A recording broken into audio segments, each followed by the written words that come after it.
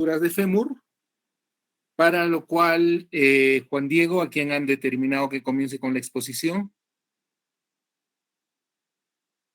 Adelante, doctora, por favor. Yo, doctor, voy a proyectar.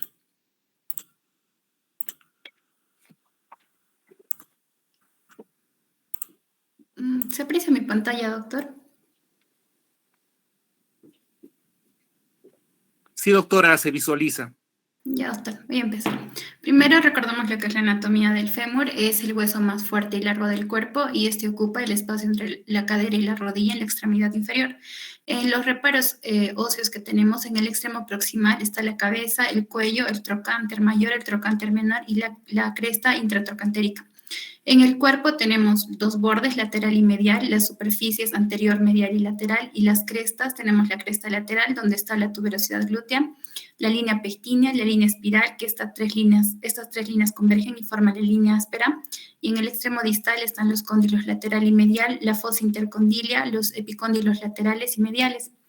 En las articulaciones tenemos la coxofemoral, que es la cabeza femoral con el acetábulo de la pelvis, y la otra es la de la rodilla, que son los cóndilos lateral y medial del fémur con la carilla articular superior de la tibia, que es la articulación tibiofemoral. Luego tenemos la cara patelar del fémur con la cara posterior de la patela, que es la articulación patelofemoral. Los principales ligamentos, primero tenemos el ligamento transverso del acetábulo, que está unido a los bordes libres del labrum acetabular, luego el ligamento de la cabeza de fémur, que está unido a la fosita de la cabeza del fémur y al centro del acetábulo, luego el ligamento pubofemoral, que está unido a la cresta y a la membrana del obturador, a la eminencia ilopúbica y a la rama superior del pubis. Se mezcla distalmente el ligamento iliofemoral. Luego el ligamento iliofemoral, que está proximalmente, se inserta entre la espina ilíaca anterior y superior y el borde del acetábulo, y distalmente se inserta en la línea intertrocantérica, también conocido como el ligamento en Y de Bigelow y el ligamento de Bertin. Y luego tenemos el ligamento isquiofemoral, que surge del trocánter mayor y se va a dirigir hasta el isquion. Este va a dar soporte a la articulación posteriormente y consta de las bandas medial, lateral y central. Luego el ligamento cruzado anterior, también tenemos el ligamento cruzado posterior, el ligamento colateral fibular, que es el lateral, luego el ligamento colateral tibial medial, el ligamento patelar, que este se inserta en la cara posterior y el vértice de la patela y se une a las fibras del tendón del recto femoral anteriormente y se inserta en la tuberosidad tibial. Y luego el ligamento popliteo oblicuo, que es continuación del tendón del músculo semimembranoso y da soporte a la articulación de la rodilla posteriormente. La irrigación está dada principalmente por la anastomosis trocantérica y las anastomosis cruzadas. En las inserciones musculares, los músculos que se insertan en el fémur, primero tenemos el ilíaco y psoas mayor, el iliopsoas, que se inserta en el trocánter menor, luego el pectíneo, que está en la línea pectínea o la línea áspera, el obturador externo, que está en la fosa trocantérica del fémur, el obturador interno, que está en la cara medial del trocánter mayor, y los gemelos superior e inferior, que están en la superficie medial del trocánter mayor por medio del tendón del obturador interno. El músculo piriforme, que se inserta en el vértice del trocánter mayor, lateral y superior a la inserción del obturador interno. El músculo glúteo mayor, que se inserta en el tracto iliotibial, en la tuberosidad glútea. El glúteo menor, que se inserta en el aspecto lateral del trocánter mayor. El glúteo menor en el aspecto anterior del trocánter mayor. El cuadrado femoral en la cresta intratrocantérica. El aductor mayor, que es en la porción del aductor, la tuberosidad glútea, la línea áspera, en el labio medial, la línea supracondilia medial y la porción isquiocondilia en el tubérculo del aductor. Y el aductor corto, que está en la línea áspera, el labio medial. Luego, los músculos que se van a originar en el fémur son el vasto lateral, que se origina de la línea áspera del trocánter mayor, el vasto intermedio, que está en la cara anterior del cuerpo del fémur, el vasto medial, que está en la línea intertrocantérica, el articular de la rodilla, que está en la divergencia distal de la línea áspera medial y lateral, el bíceps femoral corto, en la cabeza corta, que está en la línea áspera, en el labio lateral, la línea supracondilia lateral, el plantar, que está en la línea supracondilia del fémur, ligamento popliteobico de la rodilla, el gastrocnemio, que está en la cabeza lateral, en la cara posterior lateral, el cóndilo lateral del fémur, y en la cabeza medial, en el cóndilo femoral medial, en la cara poplitea del cuerpo del fémur. Y el popliteo, que está en el cóndilo femoral lateral, en el asta posterior del menisco, lateral de la articulación de la rodilla. Eso es todo, doctor, de anatomía.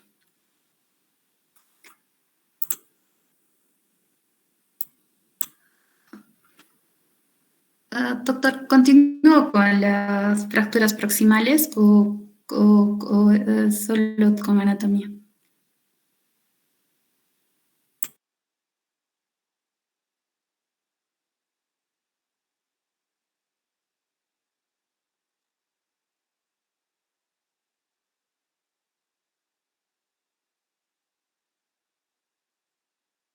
Creo que debería de continuar la compañera Quispe Palomino con la siguiente parte.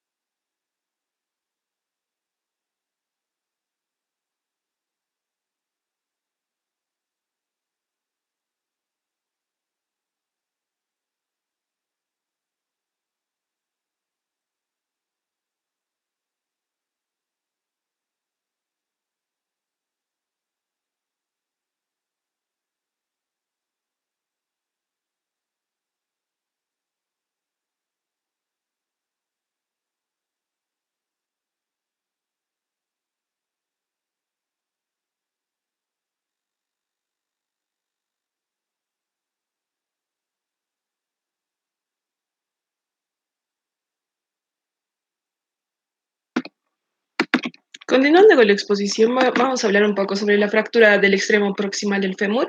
Vamos a ver primero los factores de riesgo. Más relevante va a ser la edad y va a duplicar su frecuencia cada década y después de los 50 años.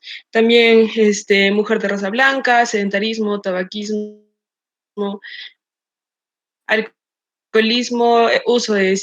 Va a haber dolor inguinal, puede haber hematoma sobre el trocánter mayor o los genitales y también va a haber imposibilidad para deambular o apoyar el peso sobre la extremidad afectada. La extremidad se va a encontrar en rotación externa y en aducción. Además, si la fractura se encuentra desplazada, el miembro va a estar acortado.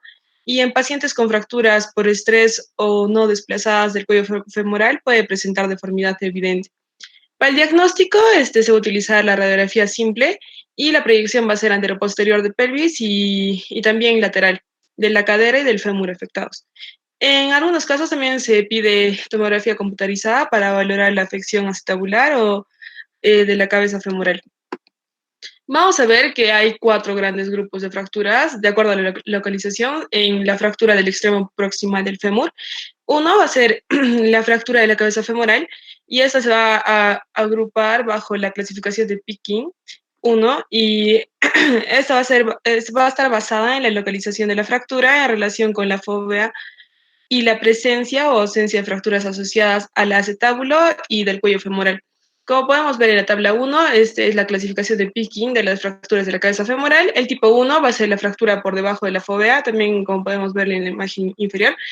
El tipo 2, la fractura por encima de la fóvea, como podemos ver aquí. El tipo 3, la fractura asociada al cuello femoral. Y la fractura tipo 4 es la fractura del acetábulo asociada, ¿no? Ahora,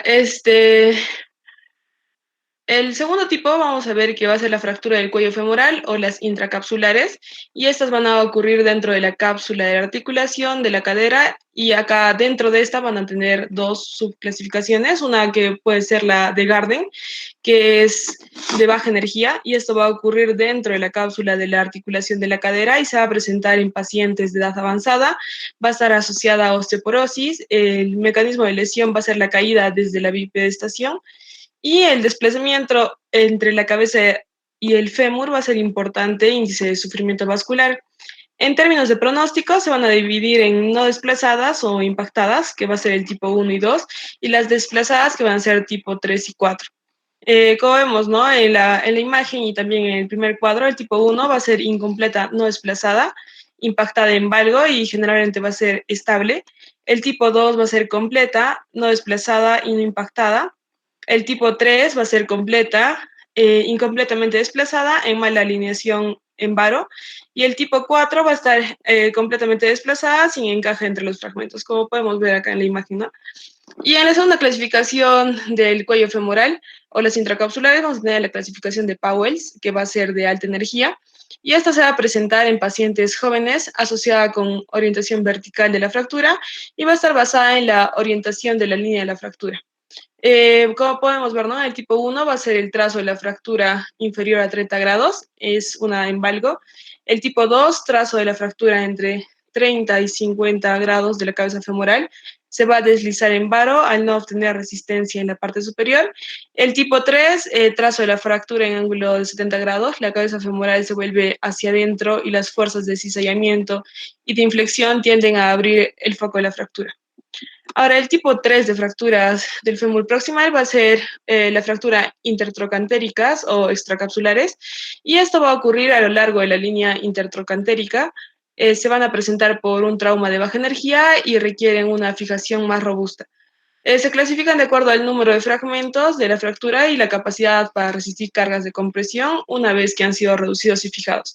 Como vemos, en se va a utilizar la clasificación de Evans de las fracturas intertrocantéricas o extracapsulares. El tipo va a haber tipo 1A y 2A. El tipo 1A va a ser no desplazada. El tipo 1B va a ser dos partes desplazadas. El tipo 2A va a ser tres partes desplazadas y fragmento del trocánter mayor. El tipo 2B va a ser tres partes desplazadas y fragmento del trocánter menor. Y el tipo 3 va a ser cuatro partes. Y en el cuarto tipo de fracturas del fémur proximal va a estar las fracturas subtrocantéricas.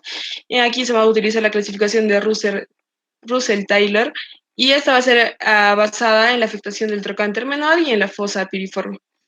Como vemos, ¿no? Va a haber el tipo 1A, 2A y 1B y 2B.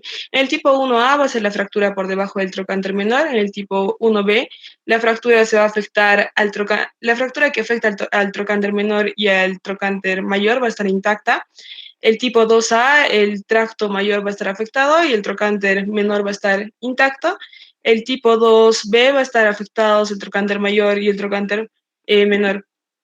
Acá también podemos ver, ¿no? Una clasificación que va a ser de la AO para las fracturas del fémur proximal, donde se va a dividir en trocanteria, cuello, cabeza. Y según esto también va a haber A1, A2, A3, y igual, ¿no? En cada uno.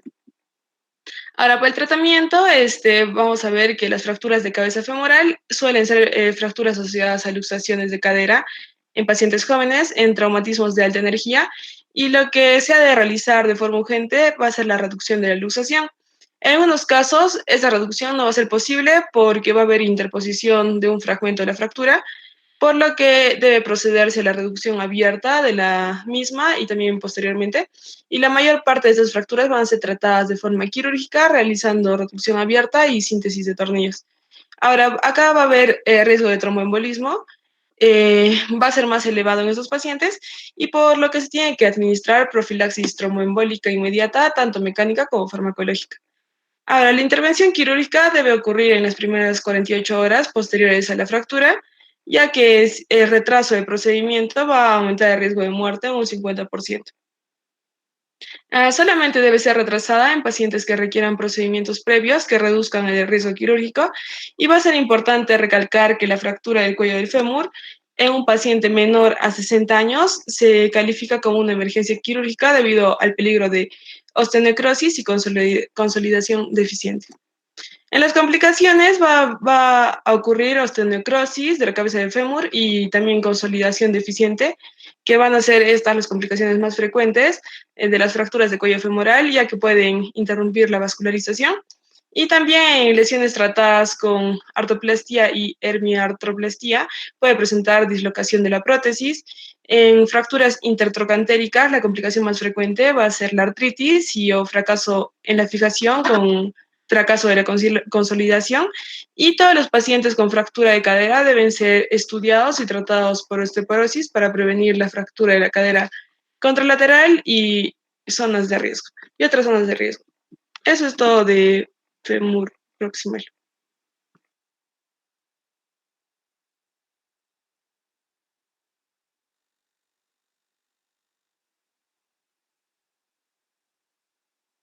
Ok, perfecto. ¿Algo más que agregar por parte de alguno de ustedes?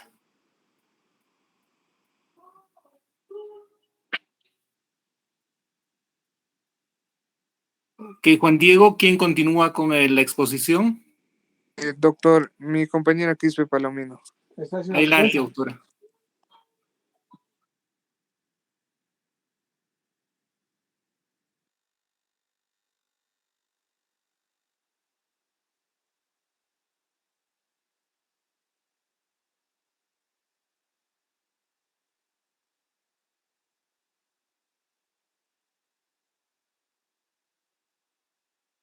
Podríamos continuar con mi compañera Quispe, con Dori, porque mi compañera Quispe Palomino no se encuentra en la clase. Ok, adelante, por favor. Doctor, voy a continuar con lo que es fracturas diaficiarias. Perfecto, adelante, doctora.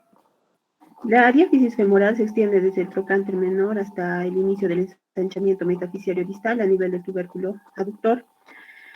Las inserciones musculares determinan la deformidad que aparece en las fracturas diaficiarias y en las fracturas altas se añade el desplazamiento de flexión, abducción y rotación externa del fragmento proximal. El acertercio medio distal se desplaza en aducción, flexión dorsal del segmento distal.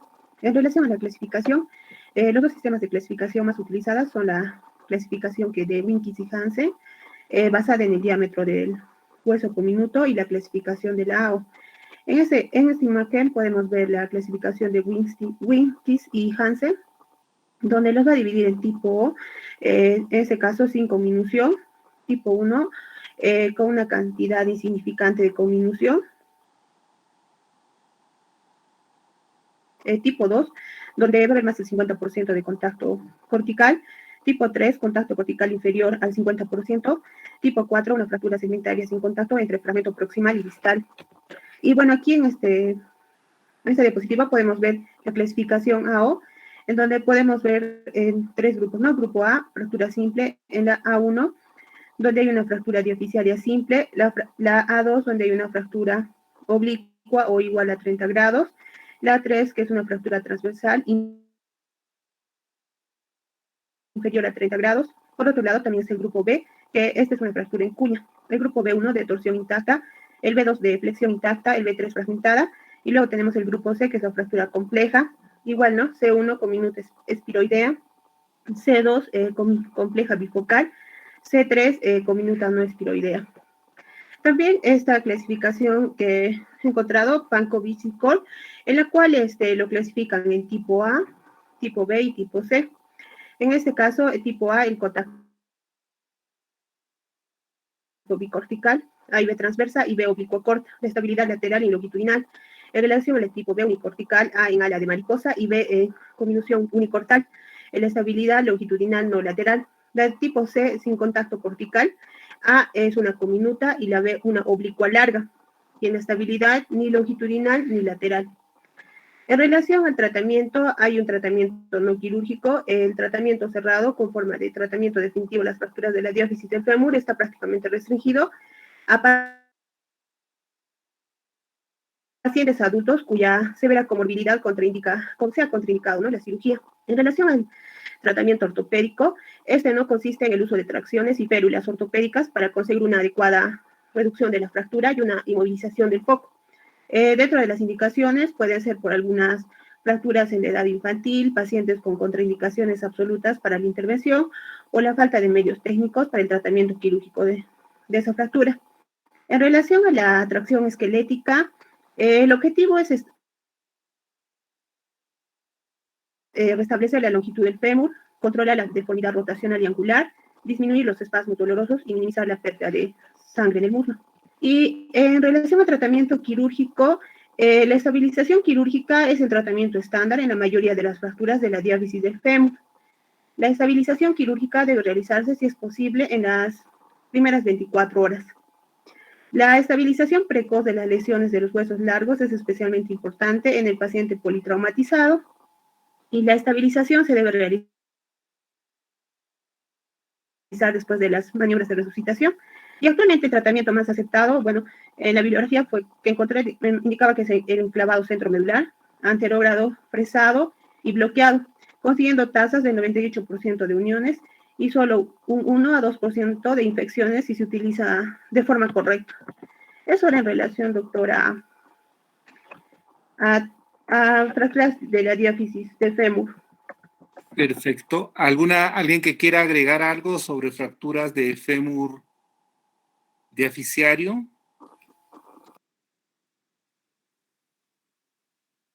Ok.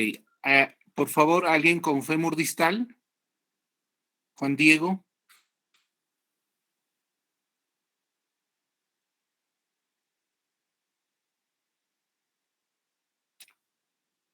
Doctor Juan Diego.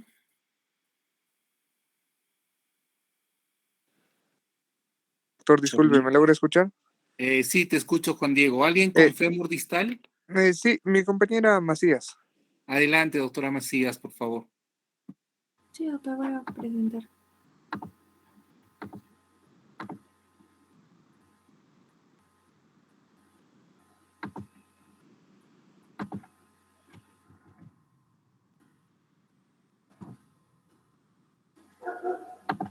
Sí, se puede apreciar, ¿verdad, doctor? Sí, doctora, adelante. Fracturas de fémur distal son las que se producen por encima de la articulación de la rodilla. La fractura articular de fémur distal es una lesión grave que durante años ha representado un problema de traumatología que con frecuencia ocasiona distintos grados de incapacidad permanente en la rodilla. La etiología se da en pacientes jóvenes. Esto suele ser por lesiones de alta energía, como caídas desde alturas significativas o accidentes automovilísticos. Debido a la magnitud del traumatismo, se suele asociar a otros tipos de lesiones.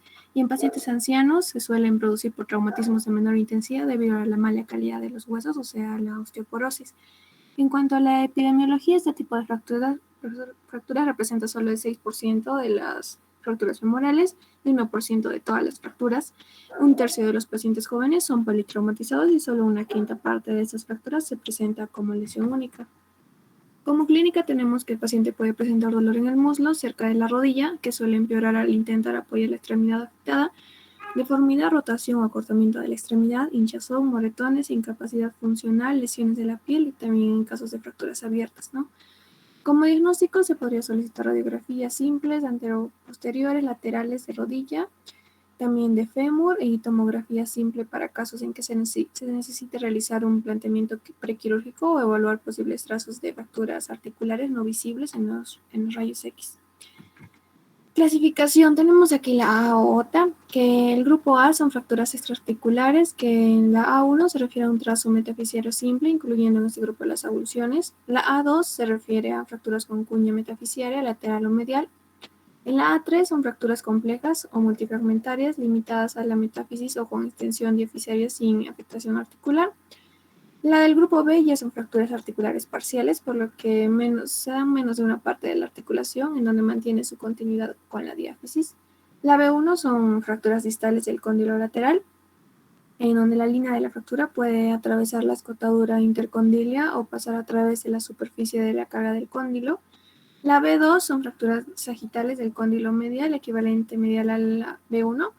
La B3 son fracturas de trazo frontal, ya sea en la región anterior con o sin luxación femoropatelar o bien posterior, afectando a un cóndilo, o también se denomina fractura de OFA, o a los dos. Y pueden pasar desapercibidas si se asocian a fracturas diaficiares. Luego tenemos el grupo de la C, que son la C1, son trazos intercondilios simple en T o en Y, más o menos desplazadas. La C2 son fracturas con trazo articular simple o con noción metafisiaria. También la C3 son fracturas complejas multifragmentarias y articulares. Y en el tratamiento primero sería la inmovilización. Se debe realizar con una férula muslopédica de 14 a 16 vueltas de yeso, bien acolchonada con algodón laminado, principalmente en las prominencias óseas, cóndilos, femorales y malleolos, y tratar de reducir deformidades o grotescas del examen físico, y los dedos deben quedar descubiertos para evaluar el llenado capilar. En conservador también tenemos la tracción esquelética. Es un sistema de poleas de peso contrapeso que mantienen unidos los pedazos de los huesos rotos y se coloca un alfiler en un hueso para posicionar la pierna. Y en aparatos ortopédicos y estos sirven para inmovilizar la fractura mientras durante el proceso de curación. Sin embargo, en muchos casos o un yeso o un aparato ortopédico no pueden alinear de forma adecuada los fragmentos óseos debido a la contracción de los músculos del muslo, y solo las fracturas con dos fragmentos que son estables y están bien alineadas se pueden tratar con un yeso o aparato ortopédico. Y el tratamiento ortopédico debe ser excepcional y su indicación se establece en pacientes encamados o en fracturas nada o poco desplazadas en pacientes con una autonomía muy reducida, ¿no? Y en quirúrgico tenemos primero la fijación interna. El tratamiento es de elección en la mayoría de estas fracturas.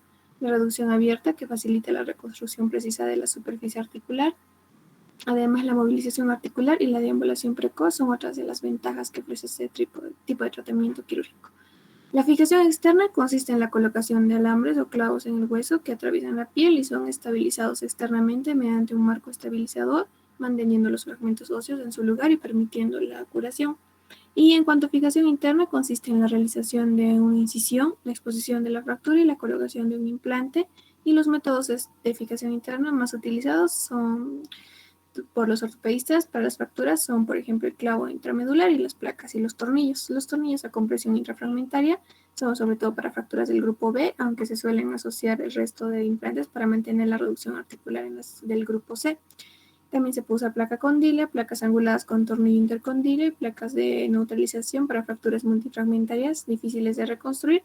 También se pueden usar enclavado endomedular, placas de estabilidad angular, fijación externa y antroplastía de total de rodilla.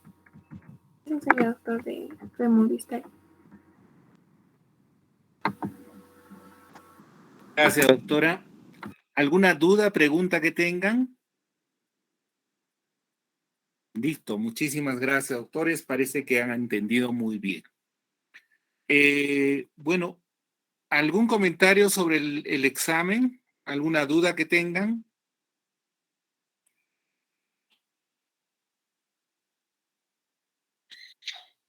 Doctor, sí había una duda Dime, Juan Diego. sobre una pregunta de Coles. A ver, ¿cuál es la duda de la pregunta de Coles?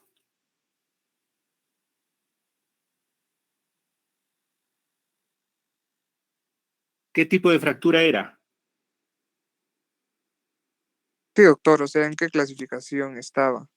No es tenían que ver ¿recuerdan que hemos visto algunos sinónimos o nombres propios de fracturas? Sí, La de doctor. Barton, la de Smith, Coles, la de Chaufú y la Die Punch.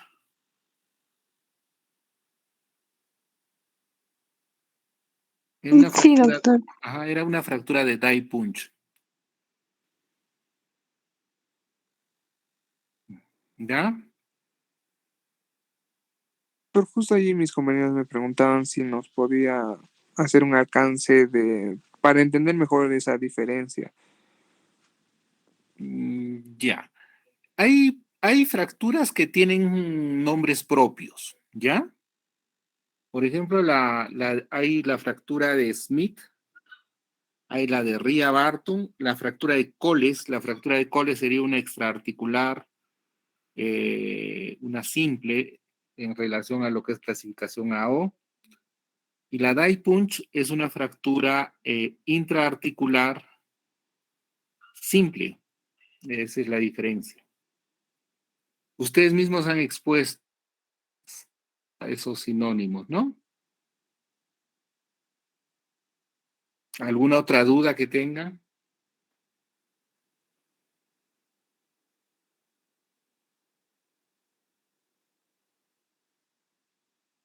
Listo, doctores. Si no hay más duda, los dejo tranquilos hasta la próxima semana. Estaríamos viendo, a ver, vamos a ver qué nos toca en nuestro sílabus. Estaríamos viendo luxación de cadera más fracturas de rótula, ¿ya?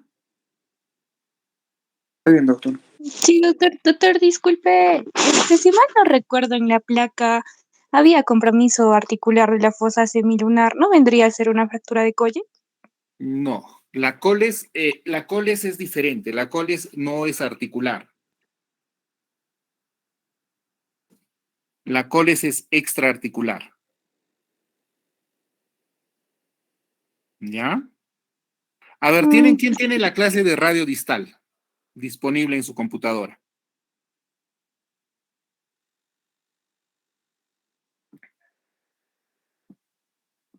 ¿Alguien tiene las clases? A ver, vamos a ver si tengo acá disponible. Estoy con el celular nomás, un ratito.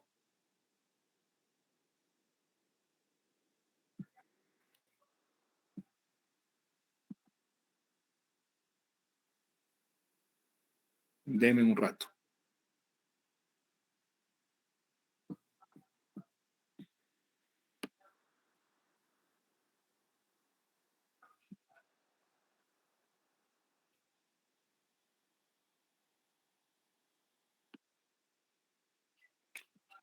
Ok, a ver, deme un cinquito. Si me permiten compartirles.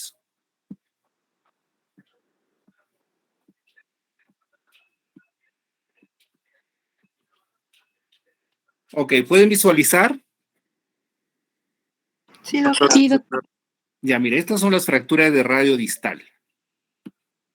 Fractura de Coles, extraarticular. Ría Barton o la de Barton es la intraarticular con trazo transversal. La de Chauffeur o de los conductores es de la apófisis estiloides. Y la que veíamos en la radiografía es esta.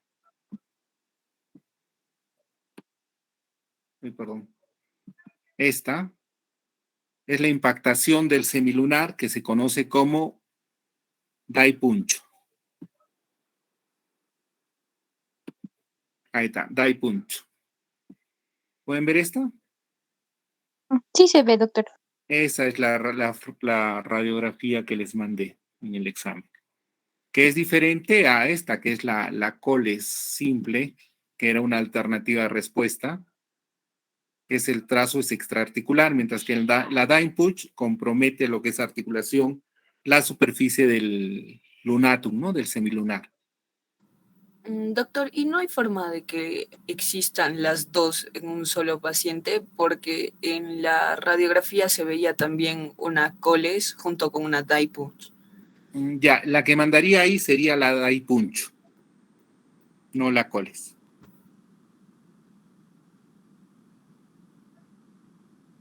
La Coles es extraarticular. La Dine-Punch puede estar mezclada con una extraarticular en concordancia junto con la impactación del semilunar.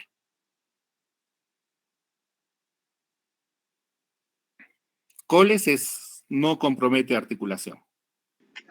Dine-Punch compromete articulación del semilunar y puede estar incluso acompañada de una radio distal.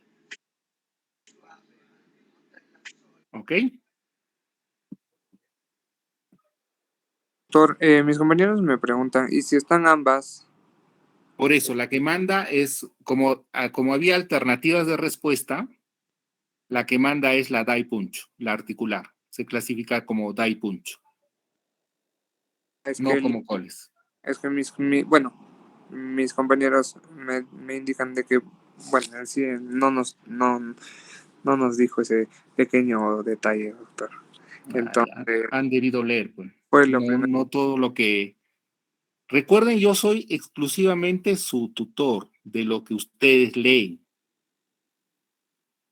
¿Ya? Por eso, por ejemplo, ahorita han expuesto radio fémur distal y nadie ha hecho ninguna pregunta, por lo cual debo presuponer que han entendido. ¿Ya? Ok, doctores. ¿Querían todos sacar 20? Está bien, No. hay colegas que han sacado 20, no se preocupen, ¿no? Si tienen 20, tienen 20. Creo que hay 5 o 6 que tienen 20. ¿Ya? Por eso, por favor, si hay alguna duda, pregunten. Estoy para eso, para absolver las dudas que tengan de lo que leen. Por ejemplo, de repente en esta clase de fémur distal solo han designado ustedes que hagan la exposición 3 o 4 de sus compañeros y no todos han preparado la clase, lo que no sería bueno. ¿Ya? Les ruego si quieren que funcione este sistema de aula inversa, tienen que ustedes leer todos los días, mejor dicho, una vez por semana. Todos deben estar en las condiciones de exponer la clase, ¿ya? Para la próxima clase vamos a tener luxaciones de cadera traumáticas y fracturas de rótula, ¿ya? Lean todos en esta oportunidad. Yo voy a ser el que determine quién exponga, ¿ok?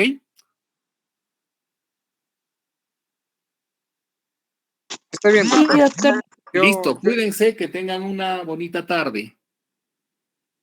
Está bien. Adiós. Gracias, doctor. Buenas tardes. Cuídense, muy buenas tardes. Chao, tocayo.